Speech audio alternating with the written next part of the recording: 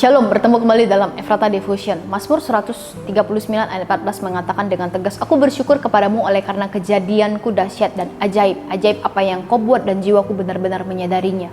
Kata-kata ini menggambarkan keagungan penciptaan kita oleh Allah. Kita adalah karya tangannya yang ajaib. Setiap detil dalam diri kita direncanakan olehnya dengan sempurna. Mengenal diri sendiri berarti mengakui keajaiban ciptaannya dalam diri kita dengan segala keunikan dan keistimewaan yang kita miliki. Namun mengenal diri sendiri juga berarti memahami potensi dan keterbatasan kita. Dalam Efesus 2 ayat 10 kita diberitahu bahwa kita adalah ciptaan Allah, diciptakan dalam Kristus Yesus untuk melakukan pekerjaan baik yang dipersiapkan Allah sebelumnya, supaya kita hidup di dalamnya. Ayat ini mengajarkan bahwa kita memiliki panggilan yang spesifik dalam kehidupan ini. Panggilan untuk mengasihi, melayani, dan memuliakan Allah melalui perbuatan baik yang telah dipersiapkannya. Namun, kita juga harus mengakui bahwa kita tidak sempurna. Kita memiliki kelemahan dan kekurangan yang hanya Allah dapat mengatasinya.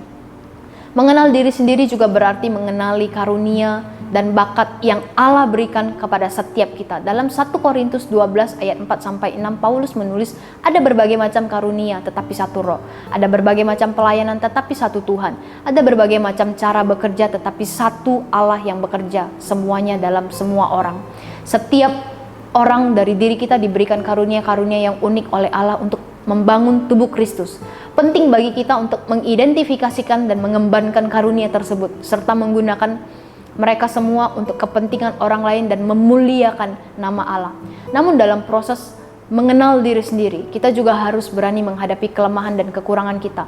Rasul Paulus dalam 2 Korintus 12 ayat 9 menerima jawaban dari Tuhan saat dia memohon agar kelemahannya diangkat. "Cukuplah kasih karuniaku bagimu, sebab justru dalam kelemahanlah kekuatanku menjadi sempurna."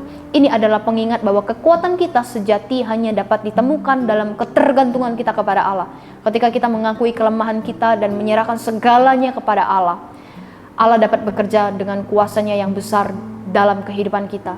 Dalam mengenal diri sendiri, kita juga harus berhati-hati terhadap godaan untuk membangun identitas kita sendiri berdasarkan apa yang ada di dunia ini, apa yang dunia katakan tentang kita. Yohanes menulis dalam 1 Yohanes 2:15-16, "Janganlah kamu mengasihi dunia dan apa yang ada di dalamnya.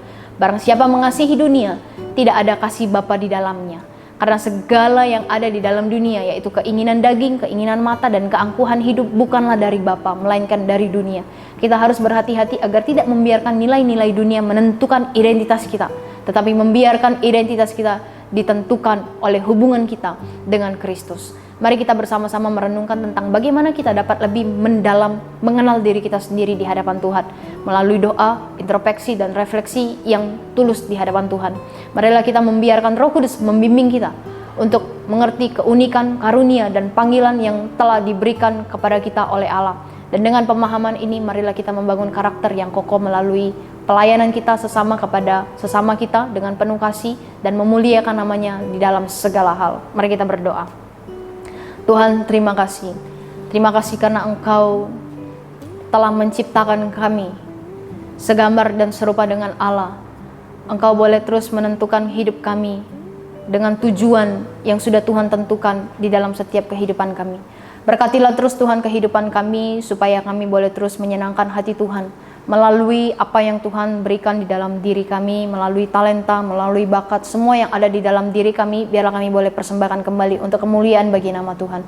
Berkatilah juga hidup kami supaya kami boleh terus mengenali diri kami, dan biarlah ketika kami mengenal diri kami menyadari kami harus semakin serupa dengan Kristus. Terima kasih Tuhan, kami menyerahkan kehidupan kami sepanjang hari ini ke dalam tangan Tuhan. Biarlah Tuhan yang boleh terus memberkati kehidupan kami. Hanya di dalam nama Tuhan Yesus kami sudah berdoa dan mengucap syukur. Amin.